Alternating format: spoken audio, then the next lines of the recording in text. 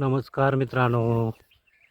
या वर्षीच्या पहिल्या सीझनमध्ये आपल्या इथं मी एक झाड काजूचे वेंगुर्ल्याहून आणले होते आणि ते लावून आता तिसरं वर्ष आहे.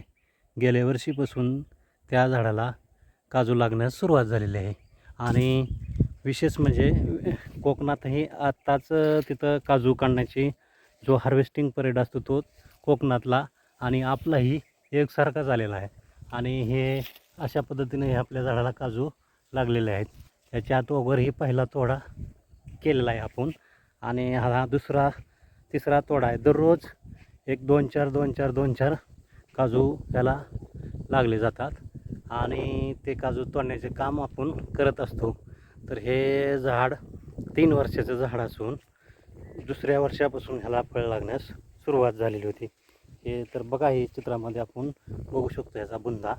आणि ह्या 3 वर्षाच्या झाडाला जवळजवळ गेल्या वर्षी 1 ते 1.5 किलो माल निघाला होता सुरुवात असताना आणि आता ह्या वर्षी पण त्याच पद्धतीनं माल होता.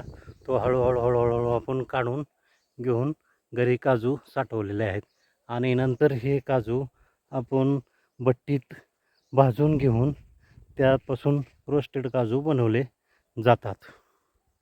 तर मित्रांनो, हा काजू आपल्या इथं ही काजू येऊ शकतो याचं एक ज्वलंत उदाहरण हे आपल्यासमोर आहे आणि ते आपण पाहू शकता.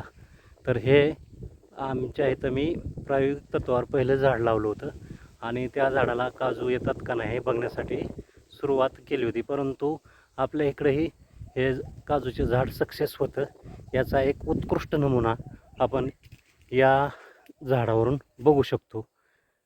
थँक्यू.